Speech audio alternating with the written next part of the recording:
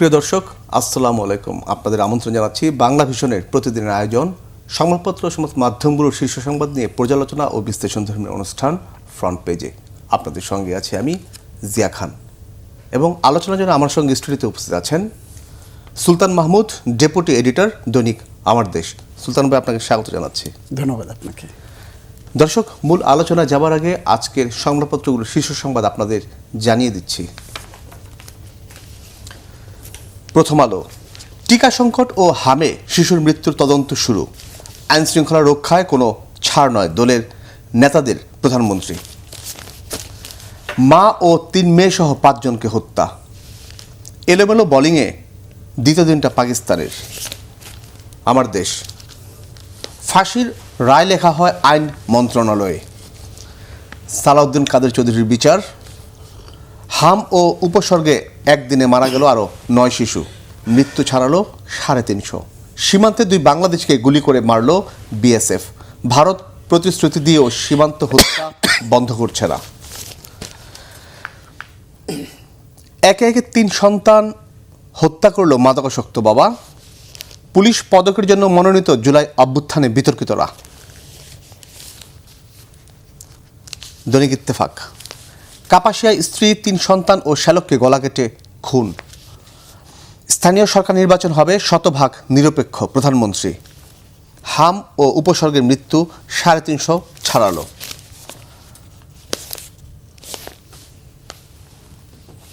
পশ্চিমবঙ্গের মুখ্যমন্ত্রী হিসেবে শপথ নিলেন শুভেন্দু অধিকারী। প্রণামের সময় পিঠ চাপড়ে দিলেন মোদি। সমকাল, হামে মৃত্যুর পেছনে অবহেলা কিনা তদন্ত করছে সরকার। দলের কাছেও জবাবদিহি করবেন মন্ত্রীরা। মতবিনিময় সভায় প্রধানমন্ত্রী। যুদ্ধ বন্ধের চেষ্টায় অগ্রগতি কম, যুক্তরাষ্ট্র ইরান সংঘাত। যুগান্তর, সীমান্ত নিয়ে নতুন উদ্বেগ উৎকণ্ঠা পশ্চিমবঙ্গে বিজেপি সরকার। স্থানীয় নির্বাচনের আগেই কোন্দল নিরসনের নির্দেশ, রুদ্ধদ্বার মতবিনিময় সভায় তারেক রহমান। বিদেশিদের অপরাধের জাল, ঢাকায় অনলাইন প্রতারণা, এটিএম জালিয়াতি, মানব পাচার। মুখ্যমন্ত্রী হিসেবে শপথ নিলেন শুভেন্দু। বিজেপি বিরোধী কর্মসূচি মমতার। মানবজমিন, সেনাবাহিনীর শীর্ষ 2 কর্মকর্তা হঠাৎ দৃশ্যপটের বাইরে, খালেদাকে বাড়ি থেকে উচ্ছেদ। পশ্চিমবঙ্গে শুভেন্দু অধ্যায় শুরু, শপথ নিলেন গেরুয়া পোশাকে। ঘাতকের ফোন, সবাইরে মাইরা ফেলছি, বেপরোয়া শীর্ষ সন্ত্রাসীরা, উত্তপ্ত আন্ডারওয়ার্ল্ড। দৈনিক ইনকলাব, মন্ত্রীদের জবাবদিহিতা বাধ্যতামূলক। বিএনপি ও অঙ্গ সংগঠনের জেলার নেতাদের সঙ্গে মতবিনিময়। কাপাসিয়ায় স্ত্রী, সন্তান সহ 5 জনকে গলা কেটে হত্যা, আটক 2। সম্পর্ক আরও শক্তিশালী করতে চায় বাংলাদেশ পাকিস্তান। নির্বাচনী ইশতেহার বাস্তবায়নে দলের নেতাকর্মীদের সহযোগিতা চেয়েছেন প্রধানমন্ত্রী। কালের কণ্ঠ, সংকটে ব্যবসা, চাপে ভোক্তা। কাপাসিয়ায় মা ও 3 সন্তান সহ 5 জনকে গলা কেটে হত্যা। তিস্তা সহ বহু উদ্যোগের বিরোধী ছিলেন মমতা, শৃঙ্গলা। কালবেলা, জিন ব্যাংকে জিনের আবাস। নির্বাচনী প্রতিশ্রুতি বাস্তবায়নে নতুন সংগ্রামে নামতে হবে, দলীয় নেতাদের বললেন তারেক রহমান। বাংলাদেশ প্রতিদিন, চরম হতাশায় ব্যবসায়ীরা। পশ্চিমবঙ্গের মুখ্যমন্ত্রী শুভেন্দু অধ্যায়ের শুরু। দেশ রূপান্তর, মতবিনিময় সভায় প্রধানমন্ত্রী, ইশতেহার বাস্তবায়নে সর্বোচ্চ দিয়ে চেষ্টা করতে হবে।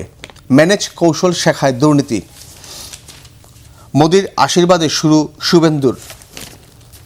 নয়াদিগন্ত, ইশতেহার বাস্তবায়নের নেতাদের সহযোগিতা চাইলেন প্রধানমন্ত্রী। সীমান্ত এলাকায় নতুন শরণার্থী সংকটের আশঙ্কায় Bangladesh.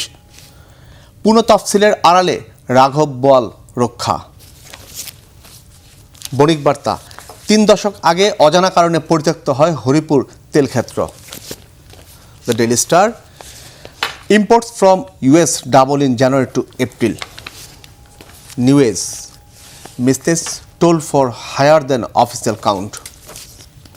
Daily Observer, PM6 party support to fulfill election pledges.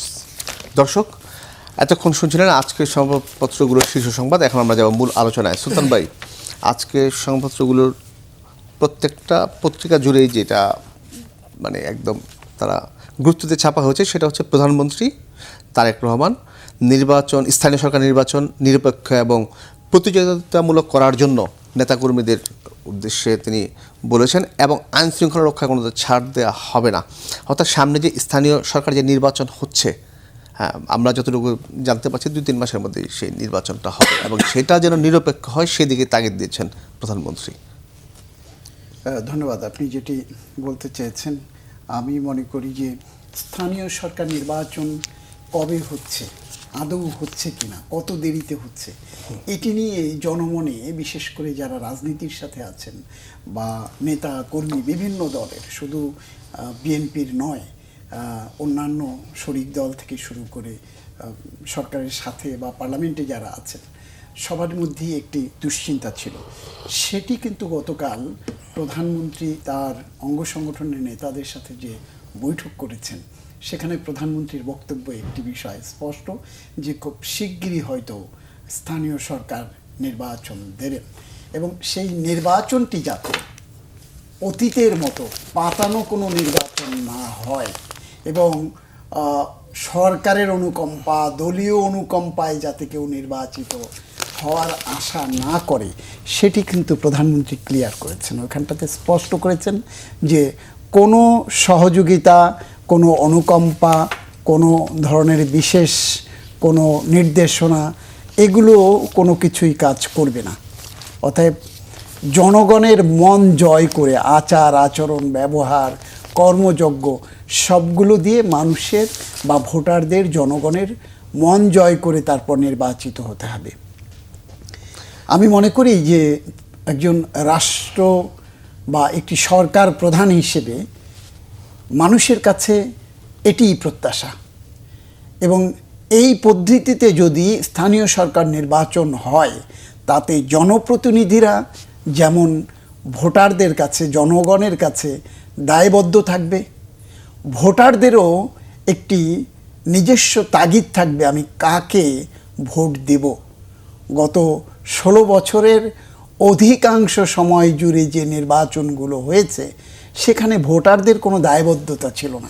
প্রধানমন্ত্রী যেটা বলেছেন যে নেতাকর্মী সে কাউকে জিতিয়ে আনা হবে না, জিতিয়ে আনা হবে না, সেটি বলেছেন। তো আমি সেটাই বললাম যে উনি একবারে প্রত্যক্ষভাবে বলেছেন কাউকে এই জিতিয়ে আনা হবে না, অতীতে জিতিয়ে আনা হয়েছে সেটিকেই উনি মনে করিয়ে দিয়েছেন যে কাউকে জিতিয়ে আনা হবে না।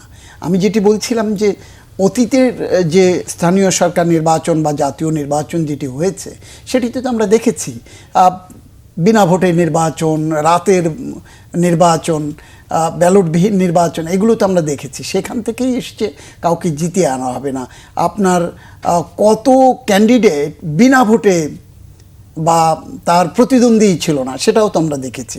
তো এই জায়গা থেকে প্রধানমন্ত্রী যে সতর্কবাণী, আমি বলবো এটি দলীয় নেতাকর্মী বা যারা ভবিষ্যতে স্থানীয় সরকার নির্বাচনে প্রার্থী হতে চান, তাদেরকে আগাম একটি বার্তা দিয়েছেন। এই বার্তার মধ্য দিয়ে নেতাকর্মীরা যেমন নিজেদের ভাবনাকে শানিত করবেন যে ভোটারদের কাছে বা জনগণের কাছে কিভাবে যেতে লাগবে, তাদের ইমেজ কিভাবে পরিচ্ছন্ন করবে, সেটি যেমন রয়েছে। আরেকটি জায়গায় হলো, আমি মনে করি যে স্থানীয় সরকার নির্বাচনটি অতীতে আমরা দেখেছি যে দলীয় প্রতীকে স্থানীয় সরকার নির্বাচন হয়েছে। তো সেটি বর্তমান সরকার বা নির্বাচন কমিশন, সরকার কিভাবে চাইবে, নির্বাচন কমিশন সেটিকে কিভাবে নেবে, তার উপরে কিন্তু অনেকটা নির্ভর করবে। যদি দলীয় প্রতীকে স্থানীয় সরকার নির্বাচন করা হয়, তাহলে কিন্তু এইখানটাতে কিন্তু আপনার জিতিয়ে আনা না আনার যে প্রধানমন্ত্রী যে কথাটি বলেছেন, সেটি কিন্তু আর কার্যকর থাকবে না। কারণ জিতিয়ে আনা, যখনই দলীয় প্রতীকটা দেয়া হবে, তখন একরকম জিতিয়ে আনার মতো একটা ব্যবস্থা কিন্তু তৈরি হয়ে যায়।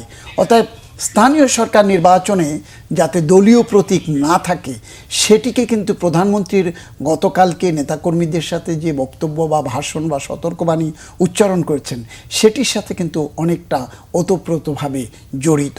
তো যদি দলীয় প্রতীকে না হয় এবং যে যার মতো করে নির্বাচন করবে, নির্বাচন কমিশন প্রতীক বরাদ্দ করবে এবং প্রতিযোগিতামূলক, এবং সেখানটাতে ক্যান্ডিডেট শুধু দলীয় প্রতীক না, সেখানটাতে হয়তো দলের পক্ষ থেকে। এবং প্রধানমন্ত্রী কিন্তু একটা বিষয় আরেকটা বিষয় যেটা নিয়ে সেটা আইন শৃঙ্খলা রক্ষা কোনো ছাড় না, অর্থাৎ তার এই যে মেসেজটা, আমি সেই জায়গাটাতে এসেছি। তো ওই জায়গাগুলোতে তাহলে কে কোত্থেকে নির্বাচন হচ্ছে, মনোনয়নের একটি ব্যাপার থাকে। আপনারা জানেন স্থানীয় সরকার নির্বাচন থেকে শুরু করে সংসদ নির্বাচনে মনোনয়ন বাণিজ্যের একটি আওয়াজ আমরা শুনতে পাই।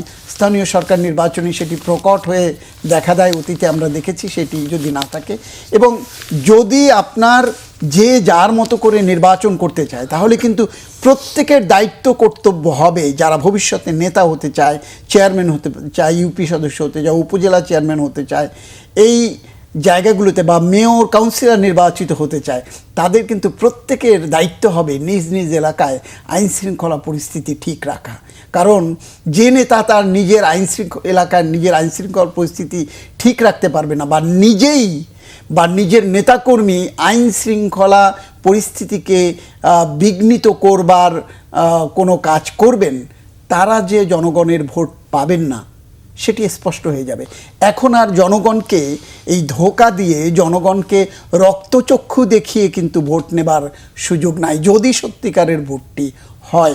আমি মনে করি প্রধানমন্ত্রী কিন্তু আরেকটা জায়গায় উনি নির্বাচন ইশতেহারের যে বিষয়, সেখানে উনি বলেছেন যে আরেকটা যুদ্ধ শুরু হয়েছে, একটি যুদ্ধ শেষ হয়েছে, আরেকটি যুদ্ধ শেষ হলো। সেটি নেতাকর্মীদের কি বলেছেন, যে নির্বাচনের যে ইশতেহার বিএনপি যেটি দিয়েছে, যে প্রতিশ্রুতি, যে কমিটমেন্ট, সেটিকে বাস্তবায়ন করতে হলে নেতাকর্মী এবং দলের সমর্থন লাগবে। কারণ দলীয় সরকার, এটি বিএনপির দলীয় সরকার।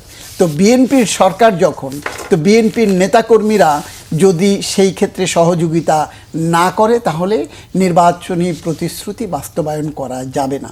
তো এই প্রতিশ্রুতি বাস্তবায়নের প্রথমেই আমি বলবো আইন শৃঙ্খলা পরিস্থিতির উন্নয়ন, এবং টেন্ডারবাজি, দখলবাজি, চাঁদাবাজি যেগুলো অতীতে হয়েছে, সেটি কিন্তু এখনও যে হচ্ছে না তা কিন্তু নয়। আইন শৃঙ্খলা পরিস্থিতি কোথায় গিয়ে দাঁড়াচ্ছে আমরা দেখছি। একটি নতুন নির্বাচিত সরকার দায়িত্ব নেবার পর এত দ্রুততম সময়ের মধ্যে আইন শৃঙ্খলা পরিস্থিতির যে অবনতিটি আমরা দেখছি, আমার কেন যেন মনে হচ্ছে যে আইন শৃঙ্খলা নিয়ন্ত্রণের দায়িত্বে যারা কাজ করবার কথা, তারা সঠিকভাবে কাজ করতে পারছে না। কোন আতঙ্ক, কোন ভয়ে, বা কোনো রকম পিছিয়ে থাকার কোনো মানসিকতা, বা এই সরকারকে বিপাকে ফেলবার মানসিকতা আছে কিনা, যেটি স্বরাষ্ট্রমন্ত্রী গতকালকে বলেছেন যে একটি নির্বাচিত সরকার আমরা ছাড় দিয়েছিলাম, আর ছাড় দেয়া হবে না। আমরা শিথিল হয়েছিলাম, আর শিথিল থাকবে না। কেন শিথিল হলেন উনি? একটি সরকার দায়িত্ব নেবার পরেই আইন শৃঙ্খলা, যেখানে একটি চরম বিশৃঙ্খলা, একটি নৈরাজ্যকর অবস্থা, যেখানে জুলাই বিপ্লব ঘটতে হলো, মানুষকে প্রাণ দিতে হলো ১৫০০ মানুষকে, এরপর যাতে নির্বাচিত সরকারের অধীনে আর কারো প্রাণ আইন শৃঙ্খলা পরিস্থিতির অবনতির কারণে, বা এই খুন, রাহাজানি, হত্যা, ছিনতাই, চাঁদাবাজির কারণে যাতে কারো প্রাণ না যায়, সেই জায়গাটিতে নতুন সরকারের আমি তো মনে করি সর্বাগ্রে প্রায়োরিটি বা সবার আগে সেটিকেই গুরুত্ব দেওয়ার দরকার ছিল। সেটি কেন শিথিল করা হলো? যদিও আমি বলবো দেরিতে হলেও ২ মাসের মাথায়, ৮০ দিনের মাথায় এই সরকারের, যদিও বলেছেন যে আমরা আর শিথিল থাকবো না বা শিথিল করবো না, সেই জায়গাটি কাজে নয়, কথায় নয়, কাজে সেটিকে বাস্তবায়ন করতে লাগবে। প্রশ্নটা আপনাকে আমি একটু পরেই করতাম, কিন্তু আপনার কথার কারণে আমি আগে আসতে হয় সেই জায়গাটায়। আজকে পুলিশ সপ্তাহ শুরু হচ্ছে এবং প্রধানমন্ত্রী সেই জায়গাটায় আজকে যোগ ইতিমধ্যে দিয়েছেন প্রধানমন্ত্রী। এবং পুলিশের যে ৫ আগস্টের পর থেকে আপনি যে বিষয়গুলো বললেন, পুলিশের যে মনোবলের যে জায়গার যে ঘাটতি, সেটা আমরা একদম স্পষ্ট হ্যাঁ কিছুটা পূরণ হচ্ছে, সেই ঘাটতি কিন্তু পুরোপুরি এখনও পূরণ হয়নি। এই কারণে আমাদের আইন শৃঙ্খলার যে পরিস্থিতি ৫ আগস্টের পর যে অবস্থা ছিল, সেখান থেকে কিছুটা ভালো লাগে। তারপরও একটা বাহিনী, বিশেষ করে পুলিশকে একদম তাদের পেশাদারিত্ব জায়গা থেকে 90 থেকে 100% বজায় রাখা আইন শৃঙ্খলা নিয়ন্ত্রণ রাখা সম্ভব নয়। কিন্তু পুলিশের পক্ষ থেকে যে বারবার যে কথাটা বলার চেষ্টা করা হচ্ছে, তাদেরকে বারবার যে রাজনৈতিক হাতিয়ার হিসেবে ব্যবহার করা হচ্ছে, স্বাধীন পুলিশ কমিশন গঠন হচ্ছে না, অনেক বিষয় বলে আসছে। আপনি কি মনে করেন যে সেটা নিয়ে এই সরকারের ভাবার সময় কিংবা কাজ করার সময় এখন এসেছে? অবশ্যই মনে করি। আপনি আজকে যে পুলিশ সপ্তাহের উদ্বোধন করলেন প্রধানমন্ত্রী সকালে, সেই পুলিশ সপ্তাহের যে প্রতিপাদ্য বিষয় সেটি কি? সবার আগে আমার পুলিশ, আমার দেশ, সবার আগে বাংলাদেশ। সবার আগে বাংলাদেশ। তো আমার পুলিশ, আমার দেশ, এই জায়গাটাতেই যদি আপনি পিন পয়েন্ট করতে পারেন, এটিকেই যদি স্ট্রং করতে পারেন, আপনি বিগত যুগে যুগে, আমি শুধুমাত্র দেড় দশকের কথা বলবো না, যুগে যুগে পুলিশকে যেভাবে দলীয় বাহিনীতে পরিণত করা হয়েছে। পুলিশ হলো একসময় বলা হতো যে বাংলাদেশ টেলিভিশনকে ক্ষমতায় যে তার পক্ষে সবসময় থাকে এবং তার ছবিই দেখায় এবং তার নিউজই দেখায়, অন্য কারো কোনো প্রাধান্য সেখানে থাকে না, যদিও সেখান থেকে অনেকটা পরিবর্তন হয়েছে। পুলিশকেও কিন্তু সেইভাবে ক্ষমতায় যিনি থাকবেন তাকে পুলিশ কুর্নিশ করবেন, তার সেই ক্ষমতায় যারা থাকবেন তাদের সব অনিয়মটাই নিয়ম এবং তাদেরকে তোয়াজ করবেন, তাদেরকে কুর্নিশ করবেন সেই জায়গায়। এবং পুলিশকে একরকম গৃহপালিত, যদিও এটি মোটেই ভালো শব্দ নয়, আমি কোট আনকোট বলি, পুলিশকে একরকম গৃহপালিত পশুতে পরিণত করবার চেষ্টা করা হয়েছিল। পুলিশ ইচ্ছায় হোক অনিচ্ছায় হোক পুলিশের আত্মমর্যাদাকে ধ্বংস করে দেওয়া হয়েছিল। পুলিশে ভালো ভালো চৌকস অফিসার কিন্তু আমাদের ছিল। আপনি দেখবেন অতীতে অনেক চৌকস অফিসার, আত্মমর্যাদা সম্পন্ন পুলিশ অফিসার ছিলেন। সেই জায়গা থেকে মেধাহীন, যোগ্যতাহীন দলীয় পেটোয়া বাহিনীকে যখন পুলিশে এনে তাদেরকে সম্পৃক্ত করা হয়েছে এবং তারা একেবারেই দলীয় ক্যাডারে পরিণত হয়েছিল, এবং সেই কারণে যা কিছু অন্যায় সেটিকে পুলিশ ন্যায়ে পরিণত করেছে, শুধু ক্ষমতার কি চায় সেটিকে বাস্তবায়ন করেছে পুলিশ। সেই কারণেই কিন্তু আপনি দেখবেন যে জুলাই বিপ্লব আমরা যেটিকে বলি, সেখানে যে পুলিশি আচরণ আমরা দেখেছি এবং কিভাবে নির্বিচারে মানুষকে মেরেছে, গুলি করে মেরেছে, এবং ডেড বডিগুলোকে কিভাবে মানে পুড়িয়ে ফেলেছে। সাভারের ঘটনা তো আপনার খেয়াল আছে, এবং আশুলিয়ার যে ঘটনাটা আপনার খেয়াল আছে, আর যাত্রাবাড়িতে যে ঘটনাগুলো হয়েছে, এবং শেষ পর্যায়ে মানুষ এত বিরক্ত হয়েছে পুলিশকে মেরে আবার ফ্লাইওভারের সাথে ঝুলিয়ে রেখেছে। মানুষের উপরে, সাধারণ মানুষের মানে বিরক্তি, ক্ষোভ কোথায় গিয়ে দাঁড়িয়েছিল। সেই জায়গা থেকে আমি বলবো, গতকালকেও তারেক রহমান বা তার যে মতবিনিময় সভা ছিল সেখানে বলেছে এই পুলিশই পারবে, এই পুলিশই পারবে দেশের আইন শৃঙ্খলা পরিস্থিতিকে আবার শক্তপোক্ত করতে, আবার কাঙ্ক্ষিত জায়গায় পৌঁছে দিতে। এবং সেটি যদি পারতে হয় সেখানটাতে আপনি ওই যে বলেছেন স্বাধীন পুলিশ কমিশন গঠন করতে লাগবে। পুলিশকে আবার এই সব স্বাধীনতা যে স্বাধীনতা নয় সেটি কিন্তু আমরা অতীতে দেখেছি। অতএব কাকে কোথায় কতখানি স্বাধীনতা দিতে হবে সেটির একটি ভারসাম্য কিন্তু রক্ষা করতে লাগবে। আপনি দেখেন পুলিশ সপ্তাহ আজকে, আমি যতদূর জেনেছি আজকে পুলিশ সপ্তাহে প্রধানমন্ত্রীর সামনে 11টির অধিক দাবিনামা তুলে ধরা হবে। সেই 11টির অধিক দাবিনামার মধ্যে আমি খুব বিস্মিত হয়েছি, আশ্চর্য হয়েছি, যে স্বপ্ন দেখছি যে এই পুলিশ শক্তপোক্ত হবে বা সুশৃঙ্খল হবে, তাদের নিজেদের শক্তপোক্ত করবে, সেই জায়গায় শুধুমাত্র একটি সাইবার ক্রাইম ইউনিট গঠন ছাড়া আর সব দাবিগুলো কেমন যেন আমাকে দাও, আমাকে দাও, আমাকে দাও।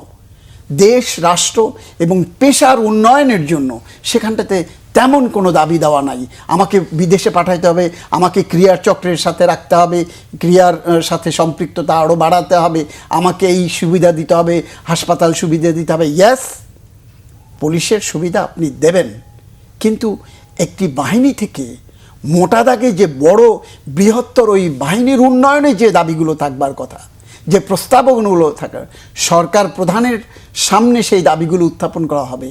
আপনি আপনার দাবি বলবেন, কিন্তু আপনার পেশা, আপনার মর্যাদার জায়গা, সেই জায়গায় আপনি অটুট অক্ষুণ্ণ যদি না থাকেন, শুধুমাত্র আপনাকে রেশন বাড়িয়ে দিতে হবে, আপনাকে ভাতা বাড়িয়ে দিতে হবে, এই ভাতা বাড়িয়ে রেশন বাড়িয়ে কি কোনো কিছু হবে? আপনি পুলিশের আপনি দেখেন, আমি মনে করি একবারে মাঠ পর্যায়ে পুলিশকে যদি সুশৃঙ্খলভাবে তাদেরকে কাজ করতে দিতে হয় তাহলে দুটি জায়গায় কাজ করতে লাগবে। একটি হলো থানায় থানায় দেখবেন মুন্সি আছে, প্রত্যেকটা থানায় একজন করে মুন্সি আছে, ক্যাশিয়ার বলা হয়, যাদের কাজ হচ্ছে ক্যাশ গোনা। থানায় পুলিশ ক্যাশ গুনবে কেন? মুন্সির কি দরকার ওখানটাতে? এবং এই যে থানার কর্মকর্তা ওরা উপর থেকে নিচ পর্যন্ত কোনো দায়িত্ব যখন তাদেরকে দেয়া হয় সেখানটাতেও সরকারের একটি বড় ল্যাকিং আছে, বাহিনীর ল্যাকিং। এটি কি? আপনি তদন্তে পাঠাবেন, তদন্তের জন্য যে পরিমাণ পয়সা দরকার, যে পরিমাণ অর্থ সহায়তা দরকার, যে পরিমাণ ট্রান্সপোর্ট সাপোর্ট দরকার, যে পরিমাণ আইটি সাপোর্ট দরকার, সেগুলো না দিয়ে আপনি আপনার অধীনস্থকে বলবেন ম্যানেজ করে নেন। তো যখনই আপনি ম্যানেজ করতে বলবেন, আয়োজন করে নেন, ব্যবস্থা করে নেন, এই কথাগুলো যখন পুলিশকে, আইন শৃঙ্খলা রক্ষাকারী বাহিনীকে বলবেন, সে কি তার বাবার বাড়ি থেকে এনে দেবে? 1/11 পরবর্তী সময় আমরা দেখেছি একটি বাহিনীর কর্মকর্তাদের সব শ্বশুর ধনী হয়ে গিয়েছিলেন। ওই বাহিনীর কর্মকর্তারা ওই সময় যত সম্পদ গড়েছেন সব তাদের শ্বশুররা দিয়েছেন। তো এখন পুলিশকে অনেক সীমাবদ্ধতা, অনেক কিছু, পুলিশকে যখন আপনি কাজ করতে দেবেন, কোনো তদন্ত করতে দেবেন, কোনো গুরুত্বপূর্ণ দায়িত্ব, পুলিশের প্রত্যেকটি দায়িত্ব সুপারভিশনের জায়গাটা, সেই জায়গাটা সেখানে আপনি তাকে ক্ষমতায়িত করবার পাশাপাশি তাকে আর্থিক সচ্ছলতা, আর্থিক সক্ষমতা দিতে হবে, যদি আপনি অন্যায়, অনাচার, ঘুষ, দুর্নীতি বন্ধ করতে চান। আর না হলে ওই পুলিশ, এসআই থেকে শুরু করে, কনস্টেবল থেকে শুরু করে, ওসি, সবই বললেন, সবাই কিন্তু আরেকটা জায়গা সুলতান ভাই, এই যে পয়সা নিয়ে, অন্যের কাছ থেকে পয়সা নিয়ে আপনার কাজ করবে, অতএব রাষ্ট্রের কাজ কিন্তু সেখানে আরেকটা জায়গায় যেখানে টাচ করা দরকার, সেটা হচ্ছে 1861 সালের যে আইন, সেই আইনেই পুলিশ এখনো আছে। হ্যাঁ, আমাদের এইটা তো আমাদের আইনি বাধ্যবাধকতা অনেক আছে। আমরা ব্রিটিশ শাসনামল থেকে যে আইনগুলো ছিল রাষ্ট্র পরিচালনার ক্ষেত্রে, অনেক আইন কিন্তু এখনো সেটি রয়ে গেছে। এবং এই আইনি পরিকাঠামো বা আইনি আধুনিকায়ন যেটি করবার দরকার, সেজন্যই আপনাকে পুলিশ প্রশাসনকে ঢেলে সাজাতে খালি এধার কামাল উধার, উধার কামাল এধার করলে তো লাভ হবে না। আপনি জুলাই অভ্যুত্থানে যে সমস্ত পুলিশ কর্মকর্তারা জড়িত ছিল প্রত্যক্ষ এবং পরোক্ষভাবে, আপনি দেখেন সেই পুলিশের ভেতর থেকে কিন্তু সেই ফ্যাসিবাদের যে ভূত, তা কিন্তু দূর হয়নি, এখনও জেকে বসে আছে। আর নয়, আজকে পুলিশ সপ্তাহে, প্রত্যেকটি পুলিশ সপ্তাহে একটি পুলিশ পদক দেয়া হয় যারা ভালো কাজ করেন তাদের স্বীকৃতি হিসাবে। আজকে পুলিশ সপ্তাহে সেই পদকটি বিতরণ করা হচ্ছে না, আমি যতটুকু জানি। কেন করা হচ্ছে না? At the end of the day এসে জানা গেল, ওই যে পুলিশ সপ্তাহে যাদেরকে যে তালিকা করা হয়েছে শতাধিক পুলিশ কর্মকর্তার, তার ভিতরে প্রায় 15 জনের, 11 থেকে 15 জনের মতো অফিসার আছে, এবং সেই যে তাদের নামটা বাদ দেওয়া হয়েছে। এবং সেখানটাতে তারা ওই জুলাই বিপ্লবের সময় একবারে সরাসরি মাটি থেকে ছাত্র জনতার বিরুদ্ধে যারা ছিলেন তারাও সেখানটাতে স্থান পেয়েছে, তাদের নাম। এবং অনেকের বিরুদ্ধে হত্যা মামলা, এবং অনেকের বিরুদ্ধে হত্যা মামলাও আছে। তো আমি এই জন্য বলবো, শুধু আইন সংশোধন নয়, পুলিশের মনোবল উন্নয়ন নয়, পুলিশের প্রত্যেকটি জায়গায় যে ঢেলে সাজানোর কথা আমি বললাম, পুলিশকে পুলিশের মতো কাজ করতে। এবং আমি বলবো এই সরকার প্রধান যেহেতু, তার অনেক কিছুতে দেখবেন যে অতীতের প্রধানমন্ত্রীরা যে সমস্ত ডামাঢোল বাজিয়ে চলতেন, বর্তমান প্রধানমন্ত্রী কিন্তু সব কিছু থেকে নিজেকে উড্র করে নিয়েছেন। তার প্রোটোকল দেখবেন খাটো করেছে, তার রাস্তায় গাড়ি বহর অন্য সবার গাড়ি বহরের সাথে চলছে, এরকম অনেক কিছু করছেন। তো পুলিশকে পুলিশের কাজটি করতে দিতে হবে। পুলিশ যাতে দলীয় ক্যাডারে পরিণত না হয়, যে পুলিশ যেখানে দলের আনুগত্যমুখী হবে, বরং তার বিরুদ্ধে ব্যবস্থা নিন। তো সুলতান ভাই, আমরা একটু এবার অন্য বিষয়, যে সেটা হচ্ছে আপনি দেখছেন যে প্রতিদিন হামে আমাদের শিশুরা মারা যাচ্ছেন। গতকালকেও মারা গেছে শিশু, এবং এই টিকা সংকট এবং হামে শিশুর মৃত্যুর তদন্ত শুরু করেছে, এবং সচিব কামরুজ্জামান উনি কালকে বলেছেন যে তদন্ত শুরু হয়েছে এবং যারা গাফিলতি রয়েছে তাদের বিরুদ্ধে ব্যবস্থা নেওয়া হবে। যেটা হয়ে গেল যে আমরা যেসব শিশুদের হারালাম, তদন্ত হবে গাফিলতি, মানে এটার আসলে মানে কি হবে? কারণ আমরা অনেক তদন্ত দেখেছি, কি হয় তদন্ত তো আজ পর্যন্ত আলোর মুখভাবে দেখেন, আমরা শাস্তির আওতা আমরা দেখি না। আপনি যার কথা বললেন, স্বাস্থ্য মন্ত্রণালয়ের যে কর্মকর্তা বললেন, সচিব, এবং যে কথাটি বললেন, এটি আমলাতান্ত্রিক বয়ান। আমার ভাষায়, আমার চিন্তায় এটি একটি আমলাতান্ত্রিক বয়ান। এই হামে মৃত্যুর সংখ্যা যে পরিমাণ 350, আজ পর্যন্ত গতকাল পর্যন্ত 350 শিশু মারা গেছে। আপনি চিন্তা করেন তো, জুলাই বিপ্লবে কত শিশু মারা গেছে, কোভিডে কতজন মানুষ মারা গেছে, কোভিড মহামারীর মতো জায়গায় সেখানে কতজন শিশু মারা গেছে। আজকে হামে 350 শিশু মারা, এটি একটি সংখ্যায় পরিণত হয়েছে। প্রত্যেক দিন একটি সংখ্যা আমাদের সামনে আসছে। এগুলো যেন প্রাণ নয়, এগুলো যেন মানব দেহ নয়, এগুলো যেন মানব শিশু নয়, এগুলো মনে হচ্ছে প্রত্যেক দিন একটি সংখ্যা আমাদের সামনে উঠে আসছে। আপনি দেখেন গতকালকে একটি কাগজে লিড ছবি, প্রধান ছবি যেটি ছাপা হয়েছে, এবং সেটিকে দেখে আমার মনে হয় প্রত্যেকটি মানুষের চোখের কোণে পানি আসবার কথা। একটি দম্পতি তাদের সংসার জীবনের 11 বছরের পর একটি সন্তান তারা পেয়েছে, সেই সন্তানটিকেও হামে হারাতে হয়েছে। তো তারা সেই পিতা এবং স্ত্রী সেই মৃত দেহটিকে নিয়ে, সন্তানকে নিয়ে যে আহাজারি করছে, যে আকুতি, যে মানে হৃদয় বিদারক দৃশ্য, এটি প্রত্যেকটি ঘরে, প্রত্যেকটি বাবা মার। একটি ছবি ধরা পড়েছে ক্যামেরায়, অন্যগুলো হয়তো ধরা পড়ে নাই। আজকে আপনি 350 শিশু মারা যাওয়ার পর আপনি বলছেন তদন্ত করা হবে। একটি সরকার দায়িত্ব নেবার পর সাথে সাথে কোথায় ল্যাকিং আছে, একটি স্বাস্থ্য মন্ত্রণালয় দেশের সর্বাপেক্ষা বৃহৎ, আমি যদি বলি তাও মনে হয় খুব বেশি বলা হবে না, এবং সেখানে বাজেট বরাদ্দ কত, টাকার সংকট কি খুব বেশি ছিল? আমরা এই সরকার এসে নানান রকম কার্ড দিচ্ছেন, ফ্যামিলি কার্ড দিচ্ছি, কৃষক কার্ড দিচ্ছি, হকার্স কার্ড পর্যন্ত আমরা দিচ্ছি। চিকিৎসার কোথায় ল্যাকিং আছে, কোথায় ঘাটতি আছে? অন্তর্বর্তীকালীন সরকার থেকে আগের সরকার পর্যন্ত এই যে টিকা আনা হলো না, এই যে কিট নাই, গ্রাম থেকে মানুষ হুড়মুড় করে সব ঢাকায় চলে এসছে একটি মাত্র পরীক্ষা কেন্দ্রে, যেখানে কিট এই পরীক্ষাটি করা হয়। প্রত্যেক দিন 40 জনের বা 100 জনের পরীক্ষা করতে পারে, সেখানে 500 জনের অ্যাপ্লিকেশন বা নমুনা সংগ্রহ করে এসে পড়ে আছে। এবং এটির যে জনসচেতনতা দরকার ছিল, এখনও বাচ্চাদের জ্বর টর হলে বাবা মায়েরা মনে করে হয়তো সেরে যাবে, প্যারাসিটামল খাওয়াচ্ছে বা কিছু স্থানীয়ভাবে। এই যে জনসচেতনতা তৈরি করা, আলাদা উইং তৈরি করা, আমরা করোনাকালীন সময় তো আমরা মোকাবেলা করেছি। সে সময় আমরা দেখেছি বিশেষায়িত হাসপাতালগুলো বা প্রত্যেকটি হাসপাতালে পৃথক পৃথক ইউনিট তৈরি করা। তো এটিকে কেন একটি জরুরি অবস্থা ঘোষণা করা হলো না? আজকে 350 শিশু মারা যাবার পর আপনি বলছেন যে খতিয়ে দেখা হবে, তদন্ত করা হবে। তবুও শেষে এসে যে তদন্ত করতে চেয়েছেন, এই তদন্তের করতে কত সময় লাগবে আপনাদের, এবং তার প্রেক্ষিতে আপনারা কি সুবিধা বা কি ব্যবস্থা নেবেন? অন্তর্বর্তীকালীন সরকারের সময় যিনি, আমি একেবারে জেনে শুনে বলছি, আমি জেনে শুনে বলছি, অন্তর্বর্তীকালীন সরকারের সময় যিনি স্বাস্থ্য বিভাগের দায়িত্বে ছিলেন, তিনি কোনো কাজই করেন নাই। পরিকল্পনা কমিশনে এই যে স্বাস্থ্য ব্যবস্থার জন্য যে 1.5 বছর সেখানে কোনো রকম কোনো কিছুই প্রস্তাব পাঠানো হয়, গাফিলতির শাস্তি হোক, সেটা আমরা চাচ্ছি। আমরা শেষ দিকে আমি একটু, পশ্চিমবঙ্গে প্রথমবারের মতো সরকার গঠন করতে যাচ্ছে বিজেপি তাদের স্বাধীনতার পর থেকে, এবং আপনি দেখছেন যে সেখানে আজকে পত্রপত্রে যে অনেক নিউজ এসেছে যে এই সরকার গঠনের পর বাংলাদেশ সীমান্ত এলাকা নতুন করে শরণার্থী যে সংকট সেটা বাড়বে, পাশাপাশি আরও বেশ কিছু বিষয় আসছে সামনে। তো আপনার মতামতটা শুনবো। আসলে এই যে শুভেন্দু অধিকারী তিনি যে মুখ্যমন্ত্রী হলেন, এখন আসলে তাদের সঙ্গে আমাদের সম্পর্ক জায়গাটা কোন জায়গাটায় থাকছে কিংবা থাকবে? দেখেন, ধন্যবাদ আপনাকে। বিষয়টি একেবারেই গুরুত্বপূর্ণ আমাদের জন্য, বিশেষ করে ভারত আমাদের পার্শ্ববর্তী দেশ। তো সেখানটাতে আপনি দেখবেন যে এই যে শুভেন্দু বা বিজেপির বিজয়ের পর একটি বিষয় কিন্তু সামনে উঠে এসছে, সেটি হলো পুশ ইন।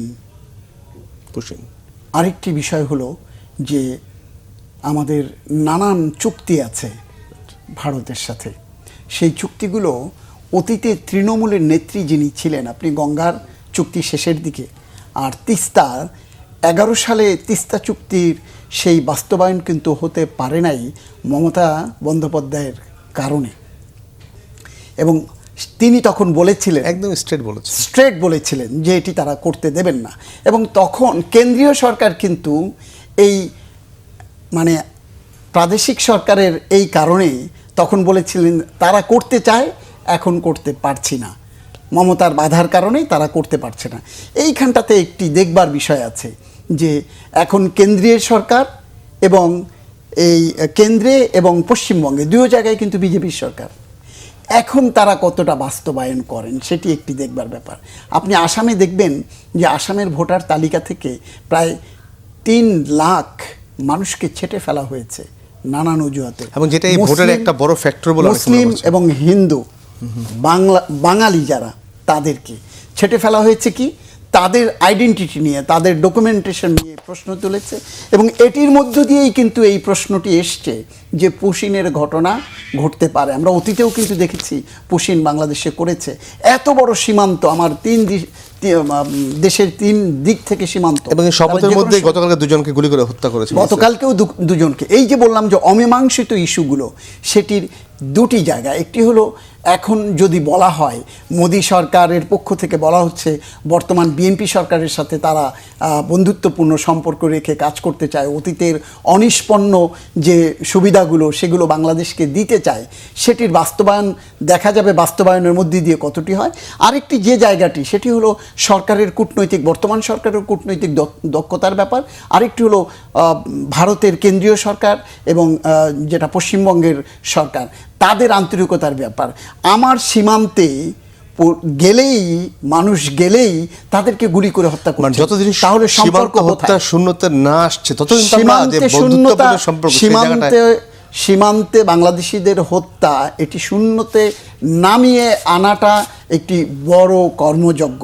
আমি মনে করি বর্তমান সরকার তার কূটনৈতিক যে দক্ষতা, বর্তমান পররাষ্ট্রমন্ত্রী একজন দক্ষ কূটনীতিক, তিনি তার সেই দক্ষতা দিয়ে, এবং তার সাথে আরও রয়েছেন শামাওয়াত রয়েছেন, তিনি দীর্ঘদিন ধরে পররাষ্ট্রনীতি নিয়ে কাজ করছেন বিভিন্ন দেশের সাথে। তো এই যে যারা আছেন এবং সরকারের ভেতরেও আরও চৌকস দক্ষ লোকজন রয়েছেন, তারা দুদেশের মধ্যে আলাপ আলোচনার ভিত্তিতে যে অমীমাংসিত ইস্যুগুলো বাংলাদেশের সাথে ভারতের রয়েছে সেগুলোকে তারা সুরাহা করবেন। বাংলাদেশের, আপনি নিশ্চয়ই জানবেন, বাংলাদেশের সাথে ভারতের সাথে বাংলাদেশের বাণিজ্য ঘাটতি কিন্তু মানে অস্বাভাবিকের কোনো সীমা পরিসীমা নাই। 5 আগস্টের পর সেটা প্রকট হয়েছে। সেটি 5 আগস্টের পরে সেটি আরও বেড়েছে। চোরাচালান বলা হয় শুধুমাত্র ওনাদেরটা এই দেশে এলে চোরাচালান, এখান থেকে ওখানে গেলে তখন আর চোরাচালান নেই। তো এই জন্য আমি বলবো যে বাণিজ্য ঘাটতি সহ তিস্তা গঙ্গার যে ইস্যু এবং এই যে পুশিন, যেটি আর সরকারের পক্ষ থেকে অলরেডি সতর্কতা জারি করা হয়েছে, সতর্ক থাকতে বলা হয়েছে বিজিবিকে। তো এই সতর্কতা যেমন দরকার, সতর্ক থাকবে বিজিবি, তেমনি সরকারের কূটনৈতিক তৎপরতার মধ্য দিয়ে অহেতুক কাউকে যাতে ঠেলে না দেয়া হয় সেই দিকে সরকার নজর রাখবে। ধন্যবাদ সুলতান ভাই। একদম শেষ দিকে আপনার কাছ থেকে হয়তো অন্য আরেকদিন এ বিষয়ে শুনবো। দর্শক, ফ্রন্ট পেজ আজ এই পর্যন্ত, আবার দেখা হবে। সবাই ভালো থাকুন, সুস্থ থাকুন।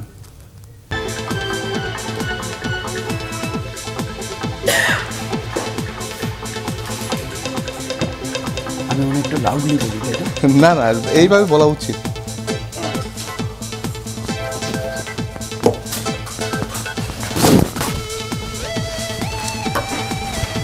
অনেককে তো ধরেন কথা বললে থামানো যায়, কিন্তু কথা যখন ইনফরমেটিভ হয়ে যায় তখন থামানোটা মুশকিল হয়ে যায়।